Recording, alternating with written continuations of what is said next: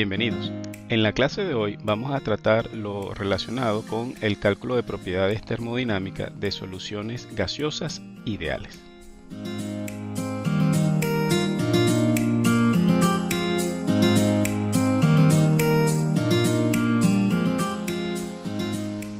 De esa manera, nuestro objetivo será evaluar las propiedades termodinámicas en soluciones ideales, pero focalizándonos a soluciones de gases ideales. De esta manera, si recordamos los fundamentos, las ecuaciones fundamentales con las cuales podemos calcular las propiedades de soluciones, se recuerdan que tendremos dos relaciones, que sería la relación de Euler, que es la que nos permite poder estimar la propiedad extensiva de una solución o intensiva a partir de los valores de la correspondiente propiedad molar parcial de cada componente en la solución. Y por otra parte tenemos la ecuación de Gibbs-Duhem, que la cual nos restringe los cambios de las propiedades molares parciales y su efecto sobre la propiedad de la solución. Recuérdense que esas son las dos relaciones fundamentales para la evaluación de propiedades en las mezclas. ¿Okay? Entonces, ahora bien, ¿cómo nosotros vamos a calcular las propiedades molares parciales? Vamos a hacerlo de dos maneras. Uno puede estimarlas de forma analítica y también las puede estimar de forma gráfica, ¿sí? De forma analítica, pues tenemos dos opciones y que tiene que ver principalmente con la definición o con cómo cómo se ha definido la propiedad de la solución, ¿sí? Si suponemos que tenemos una función que depende de temperatura, presión y todos los moles, los componentes presentes en la solución, y esa función nos permite estimar la propiedad de la solución, la propiedad global de forma extensiva, entonces si queremos estimar cuál será la propiedad molar parcial del componente I en la solución, pues simplemente debemos derivar esa relación o esa función con respecto a los moles de I, manteniendo constante temperatura, presión y los moles, el resto de los moles que están en solución, ¿sí? Esa sería la opción más directa. Sin embargo, de la experimentación no se suele tener una función de las propiedades termodinámicas de forma extensiva. Normalmente se hace de forma intensiva, es decir, unidades de, por ejemplo, entalpía, energía por mol. Entonces, en ese caso, la función suele tener esta forma, pues, depende de la temperatura, la presión y de las composiciones. Aquí cabe destacar que colocaremos como estamos haciendo en base a las fracciones molares, pues no hace falta tener todas las fracciones molares, sino n-1. Entonces, en este vector que tenemos aquí estamos incluyendo todas las fracciones, dejando por fuera la que correspondería a la fracción molar del componente I, porque esa es la que realmente vamos a calcular con la propiedad molar parcial, ¿no? Entonces, en ese caso, para evaluar la propiedad molar parcial, lo que tendríamos que hacer es utilizar la función m y luego deberíamos tener la contribución del cambio de la fracción molar del componente I sobre el resto de los componentes. De esta siguiente manera, lo que hacemos es derivar la función de la propiedad intensiva de la solución con respecto a xy. Entonces, ¿cómo es este xy? Bueno, se va a hacer la sumatoria en todo el rango de los componentes, a excepción del componente I, que es el que tú quieres calcular la propiedad molar parcial, y más se mantiene constante la temperatura, la presión y todos los demás componentes presentes en la solución que no son I y que no son J, ¿okay? Multiplicado por la composición de cada uno. Entonces, esos son los dos escenarios en los cuales se puede estimar cuál será la propiedad molar parcial del componente dentro de la solución. Esa sería la forma analítica. ¿Okay? Ahora bien, un caso particular de esto es cuando se tiene un sistema binario. Es mucho más fácil para visualizar cómo se puede estimar la propiedad molar parcial, ¿sí?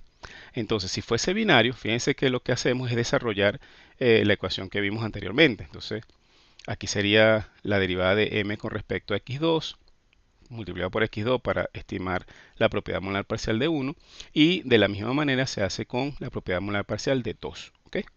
Ahora bien, como es binario, nosotros normalmente se ve el cambio de la propiedad con respecto al componente que sea de mayor valor, ¿sí? Entonces, lo que normalmente se llama el soluto. Entonces, vamos a suponer que nuestro soluto es el componente 1. Entonces, en esta expresión, fíjense que lo que estamos haciendo es que estamos diciendo que nuestra temperatura y presión constante, o sea que cambio las derivadas parciales por derivadas totales, y expreso el cambio solamente con respecto a x1. ¿Ok? Entonces fíjense que lo único que cambia con respecto a lo anterior es la primera ecuación. El cambio de m con respecto a x1 es el negativo del cambio de m con respecto a x2. Entonces aquí me aparece signo positivo. Entonces fíjense, aquí tengo cómo evaluar las dos propiedades molares parciales de un sistema binario, obviamente, solamente tomando en cuenta el cambio de la propiedad con respecto a x1.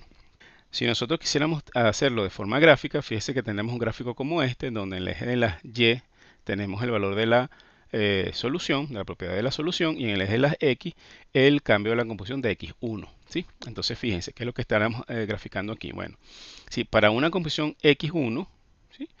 El valor de la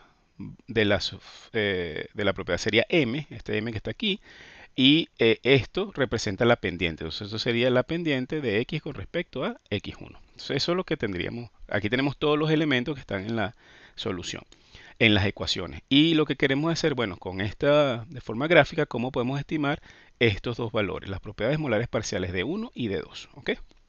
Entonces, nosotros vamos a tomar como puntos característicos esto que llamamos I2 y este I1. Entonces vamos a ver qué podemos obtener de este gráfico. Fíjense, lo característico es la pendiente. Entonces la pendiente yo la puedo estimar utilizando, por ejemplo, este triángulo azul y me queda que sería I1 menos I2 entre 1, ¿cierto? También puedo estimar la pendiente utilizando lo que sería este triángulo rojo que está aquí. En este caso, la pendiente sería el delta y m menos I2 entre x1. ¿Ok? Entonces ahora vamos a reescribir esa función para ver cuánto vale, por ejemplo, I2. Entonces, si tomamos esta parte de la relación, pues puedo estimar cuánto vale I2, ¿verdad? I2 va a ser simplemente el negativo de la pendiente sumando I1, ¿sí? Si tomo ahora la otra parte de la relación, fíjese que yo aquí tengo que la pendiente, esto va a ser igual a m menos I2 entre x1. Pero este I2 sabemos que ya es I1 menos la pendiente, el cambio de la pendiente. Así que yo puedo decir, bueno, la pendiente es esta relación que está aquí. Fíjate que ahora solamente queda expresado con el punto I1. ¿Ok? Ahora, esta ecuación lo que hago es reescribirla. Entonces, fíjate, este x1 lo paso para el lado izquierdo de la relación, me queda esto aquí. Y entonces ahora yo voy a despejar o resolver para el valor I1. Cuando resuelvo para el valor I1, fíjense lo que me queda. I1 va a ser igual al valor de la función más 1 menos x1 por el valor de la pendiente. Y sabemos que 1 menos x1, pues entonces ¿qué es? X2, ¿verdad? Entonces me quedaría I1 es m por más x2 por la pendiente. Fíjense que lo que tenemos aquí es exactamente la definición de la propiedad molar parcial de 1. Así que en el punto I1 se lee la propiedad o el valor de la propiedad molar parcial del componente 1 cuando la composición es igual a x1. ¿Sí? Ahora, si yo sustituyo este valor de I1 aquí, en esta expresión I1, entonces para saber cuánto vale I2, fíjense que me queda que I2 es igual al valor de la función menos x1 multiplicado por la pendiente. Es decir, que corresponde al valor de la propiedad molar parcial de 2. De esa manera, fíjese que ahora podemos hacer el resumen de lo que puedo obtener de un gráfico como este si la solución es binaria, ¿verdad? Acuérdense que esto está a temperatura constante. Entonces, si este es el diagrama, pues fíjense que aquí a la derecha yo puedo estimar, entonces, la línea negra me dará el valor de la propiedad termodinámica de forma intensiva. Lo que está sobre la pendiente, ¿sí? Dependiendo del valor de x1, pero sobre la pendiente, los cortes con el eje Y, cuando x vale 1 o cuando x vale 0, me va a dar los valores de las propiedades molares parciales. ¿Ok? Entonces, fíjense, por ejemplo, vamos a suponer esta línea azul. ¿Ok? La línea azul. Bueno, si la composición fuese 1, en este punto estaría leyendo la propiedad de la mezcla. ¿Sí? Pero en esa mezcla la composición vale 1, por lo tanto también estoy leyendo el valor de la propiedad molar el valor de la propiedad molar del componente 1. ¿Ok? En cambio, en el otro extremo estaría leyendo la propiedad molar parcial de 2. Ahora fíjense qué es lo que sucede. Como esta composición es prácticamente 1, se supone que la composición del 2 es ínfima, pues. Entonces, por eso es que se suele llamar que esta es la propiedad molar parcial de 2 a dilución infinita y se coloca este símbolo infinito así como un superíndice. ¿Ok? Y de la misma manera se puede hacer con la línea roja. Pues entonces en este caso x1 vale 0, así que en este punto leo la propiedad de la mezcla. La propiedad de la mezcla corresponde a la propiedad del componente puro 2 y sigue siendo la propiedad molar parcial de 2. ¿Ok? Siempre leemos la composición molar parcial de 2 sobre el eje y igual 0, perdón, x igual 0. En el otro extremo, pues entonces tendríamos la propiedad molar parcial de 1, siempre tenemos la propiedad molar parcial de 1, pero como 1 está diluido o muy diluido, entonces se llama la propiedad molar parcial de 1 a dilución infinita. ¿Ok? Eso es todo lo que podemos obtener directamente del gráfico. ¿Sí? Ahora bien, todo esto, que haya una diferencia entre el valor de la propiedad del componente puro y la propiedad del componente en la solución, es decir, la propiedad molar parcial, es lo que nos lleva a relacionar o a la creación de otra propiedad termodinámica que se llama propiedad cambio de mezclado. ¿Ok? ¿Y qué es la propiedad cambio de mezclado? Fíjense. Lo que estamos diciendo es que tenemos una propiedad M cualquiera, molar, de la solución. ¿Sí? Por un lado, tendríamos cuál sería la contribución de una solución ideal. Si fuese una solución ideal, pues la propiedad debería ser la suma ponderada de las propiedades de cada uno de los componentes en la solución, o sea, que sería la propiedad del componente puro. Sin embargo, no siempre es así, hay una diferencia. Esa diferencia es este delta que está aquí, y ese delta se llama propiedad cambio de mezclado. En este caso sería la propiedad M, a temperatura y presión constante. ¿Sí? Entonces, esta es otra propiedad que nosotros podemos revisar. Fíjense que cuando estamos hablando, por ejemplo, de una solución líquida, si la solución líquida es ideal, no hay cambio en el calor de mezclado, el calor de mezclado vale 0. Tampoco hay cambio en el volumen. El volumen, se dice que los volúmenes son aditivos. Pero cuando la solución líquida no es ideal, eso no es igual. Hay cambio, hay calor de mezclado y también hay un cambio en el volumen. ¿Ok? Entonces, por definición, esa propiedad de cambio de mezclado va a ser igual a la propiedad que tiene la solución real, como existe en el ambiente en el cual está siendo medida, menos la propiedad que tuviera si la solución se comportara ideal, es decir, las propiedades según las del componente puro. ¿Ok?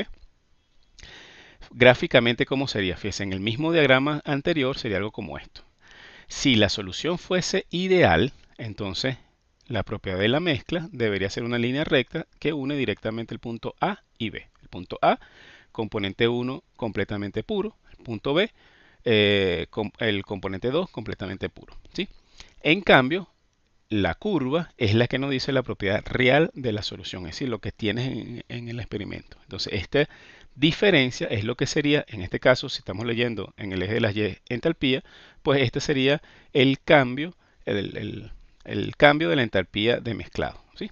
Perfecto. Entonces, esos son los aspectos que están relacionados, pues ya cómo calcular las propiedades molares parciales, tanto de forma analítica como de forma gráfica. Ahora vamos a implementar estos conceptos en una solución gaseosa. Y vamos a suponer que primero la solución gaseosa se comporta como un gas ideal. ¿Ok? Si se comporta como un gas ideal, pues nada, se debe regir por la ecuación de gases ideales, PV igual a RT. ¿Ok? Ahora bien, para estimar las propiedades del componente dentro de la solución, pues utilizamos el teorema de Giffen, que literalmente nos dice que la propiedad molar parcial del componente I en una solución de gas ideal a la temperatura y la presión de la mezcla debe ser igual a la propiedad molar del componente I, componente puro, como gas ideal, a la temperatura de la mezcla, pero evaluado a la presión parcial de ese componente. ¿Ok? Entonces, ¿por qué vamos a esto? Bueno, porque recuérdense, si yo puedo calcular la propiedad molar parcial, puedo estimar la propiedad de la solución. Ese es el objetivo de todo esto. Entonces, tenemos diferentes propiedades. Para gases ideales tenemos unas propiedades que dependen solamente de la temperatura, no dependen de la presión, y tenemos unas propiedades que dependen tanto de la temperatura como de la presión. Entonces, fíjense, Con respecto a las que no dependen con la presión, pues tenemos las dos, ¿no? Que sería la propiedad molar parcial de la energía interna, ¿ok? Entonces, como no depende de la presión, fíjese que si yo aplico el teorema de Gibbs, pues simplemente la propiedad de molar parcial va a ser igual a la propiedad del componente puro. Es directa. Es decir, que cuando aplique Euler, simplemente es la suma ponderada de la contribución de la energía interna de cada componente en la solución. De la misma manera pasa con la entalpía. Solamente depende de la temperatura, así que es la suma ponderada. A diferencia de la entropía sabemos que depende tanto de la temperatura como de la presión. Y aquí tendríamos cómo se evaluaría el cambio de entropía para un gas ideal. ¿Ok? Entonces fíjense, lo que vamos a hacer ahorita es integrar esta ecuación, ¿sí? Con dos extremos. Vamos a suponer que tenemos el gas ideal a la temperatura y la presión de la mezcla y ese gas a la temperatura para la presión parcial de la mezcla. ¿Ok? Si ese fuese el caso, tendríamos esto que está aquí, ¿no? Entonces, como la temperatura se mantiene constante, este diferencial se hace cero, ¿cierto? Entonces me queda que este delta, que sería entropía a la temperatura de presión de la mezcla y la entropía a la temperatura y la presión parcial, va a ser igual a menos R por el diferencial de P entre P, o lo que es lo mismo, menos R logaritmo de presión total entre la presión parcial, ¿sí? Ok. Si nosotros desarrollamos un poquito el lado izquierdo, el lado derecho de la ecuación, perdón, entonces esto es simplemente y entre P, es decir, que este delta es R logaritmo de Y. ¿Ok? Pero fíjense, nosotros estamos interesados en buscar es este valor.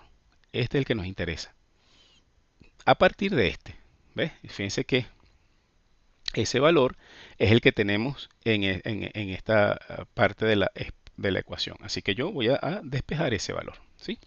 Cuando lo despejo, me parece entonces, bueno, la entropía del componente puro a la temperatura y la presión de la mezcla menos R logaritmo de Y tiene que ser igual a ¿quién? A la propiedad molar parcial, ¿sí? Listo. Como ya tenemos eso, entonces yo puedo estimar la propiedad de la solución aplicando el teorema de Euler. Entonces simplemente hago la sumatoria multiplicado por la composición. Y esta es la forma como nosotros vamos a estimar la entropía de una solución gaseosa que se comporte como gas ideal. ¿Ok? Una vez conociendo cómo estimar la entalpía y la entropía, es muy fácil entonces ahora hacer la extensión a lo que sería la energía libre de Gibbs, porque está relacionado con la entalpía y la entropía de esta manera. Entonces simplemente sustituimos nuestros resultados anteriores. Así que la propiedad molar parcial de la energía libre de Gibbs va a ser igual a la energía libre de Gibbs del componente puro más RT logaritmo de Y. Aplicando Euler, entonces tenemos la energía libre de Gibbs de la solución. Entonces, a forma de resumen, tendríamos esta tablita que nos diría cómo se evalúa la propiedad molar parcial para un componente en una solución gaseosa ideal y cómo quedaría las propiedades cambio de mezclado, o sea, de energía interna, entalpía, volumen, entropía y energía libre de Gibbs, ¿sí? Entonces, fíjense que ya estamos casi listos, porque ya teniendo esto, lo que tenía es la propiedad de la mezcla, que es lo que me interesa. Lo que tenemos que poner atención es que fíjense que aquí tenemos puros valores puntuales, no son delta, ¿ok? Entonces, al necesitar los valores puntuales, debemos establecer un punto de referencia para nosotros poder evaluar la propiedad puntual.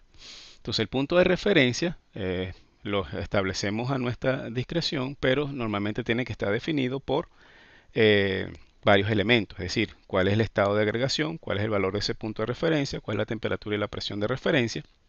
Entonces, eso es lo que está aquí. Nosotros vamos a tomar como punto de referencia este G0 a una temperatura 0 y P0, ¿sí? Por lo tanto, el valor del puntual va a ser a la suma de eso más el cambio, que el calor sensible que haya es de esa temperatura hasta la temperatura T, ¿sí? Igualito pasaría con la entropía. Una vez que tenemos esto, pues hacemos Euler y todo está completamente resuelto. ¿Ok? Esto que lo coloco aquí, lo que coloco aquí abajo, pues normalmente sería ese valor de referencia, que uno podría tomar el valor de 0 o cualquier valor que nos convenga. ¿Ok? Bueno, ya con lo que hemos visto hasta ahorita, pues tenemos todos los requisitos necesarios para poder resolver un problema de mezclas de gases, ¿sí? Para eso, supóngase que tenemos el siguiente problema. Tenemos un tanque aislado que te ha dividido por dos compartimentos. Uno tiene una cantidad de 50 moles de etileno a 400 grados Kelvin y un bar, y el segundo tiene 150 moles de nitrógeno a 250 grados Kelvin y 2 bar. Se remueve la separación del compartimento, se deja que alcance el equilibrio termodinámico, se supone que no hubo transferencia de calor ni trabajo hacia los alrededores y nos solicitan que digamos cuál es la temperatura final del tanque, la presión final del tanque y la entropía generada en el proceso de mezclado. Nos dan como datos los valores de Cp. ¿Ok? Entonces, bueno, realmente aquí lo que tendríamos que hacer es el balance de energía. Entonces, fíjense que el balance de energía, como nos dicen que en un sistema cerrado no hay transferencia de calor ni trabajo, pues nos queda que delta U debe ser igual a cero. Entonces, delta U va a ser el U en el estado final y el U en el estado inicial. El estado final está mezclado, en el estado inicial pues tenemos están separados por la barrera o membrana. ¿Ok? En todo caso, la energía interna en el estado 1 va a ser igual a la energía interna de la contribución de la energía interna del nitrógeno más la energía interna del etileno. ¿Ok? Nuevamente, como necesitamos este valor puntual, pues sabemos que tenemos que tener un U de referencia y en todo caso el cambio CB delta T. ¿Ok? O sea, tenemos que aplicar esta ecuación. Vamos a establecer que el punto de referencia es 25 grados centígrados, gas ideal, y que el U en esa condición vale 0. ¿Ok? Si es de esa manera, entonces puedo ya calcular cuánto vale el U en el estado inicial. Tengo los moles, el CB, el delta T para cada uno. ¿Ok? Perfecto. Ahora, ¿qué pasa en el estado número 2? En el estado número 2 ya tenemos una solución. Es decir, que ahora yo debería hacer, como unos gases ideales, ya sé que no depende de la presión, solamente debo tomar la fracción y, por el U en esas nuevas condiciones. Fíjense que es exactamente lo mismo, pues solamente que aquí las composiciones pues obviamente cambian porque está la mezclado. ¿Sí? De esa manera, lo que hacemos es aplicar la misma ecuación anterior, pero ahora para el estado número 2. ¿Qué sucede? Que como el delta U vale 0, entonces ahora lo que tengo que hacer es que la resta entre este valor y este valor debe ser igual a 0. Pues me queda esta función en donde solamente cambia la temperatura. El único incógnito que tenemos es temperatura. Entonces nada, ahí resolvemos el problema y calculamos cuánto vale la temperatura. Una vez que conocemos la temperatura, como tenemos el volumen total, porque tenemos los moles iniciales, peso molecular y temperatura, así que tengo el volumen inicial que ocupa el nitrógeno, el volumen inicial que ocupa el etileno, pues se ve el volumen total que del envase, así que puedo calcular cuánto vale el volumen total del envase. Una vez que tengo eso, ya puedo calcular la presión. Recuerden que con volumen y la temperatura puedo calcular la presión por el gas ideal. Y lo otro que nos preguntan es la entropía generada. En este caso, el mezclado es adiabático, entonces no existe la contribución de proceso reversible, esto vale 0, solamente me queda el S generado y para el S generado lo que tengo que calcular es el delta S. ¿Ok? Entonces, como es una mezcla, el delta S que va a ser el S final menos el S inicial. Entonces, en el S inicial es simplemente la contribución de entropía de cada uno de los componentes y la podemos estimar. En el S, en el estado final, pues nada, es una mezcla, así que tenemos la contribución de los componentes cada uno por su composición menos R por la sumatoria de Y logaritmo de Y. ¿Sí? De esa manera ya podemos estimar todo o resolver todo el problema. ¿Sí? Bueno, ya con esta clase hemos visto cómo se aplican el concepto de propiedades molares parciales y mezclado para soluciones gaseosas que se comporta como gas ideal y un ejemplo de aplicación. Muchas gracias por su atención y seguimos en contacto.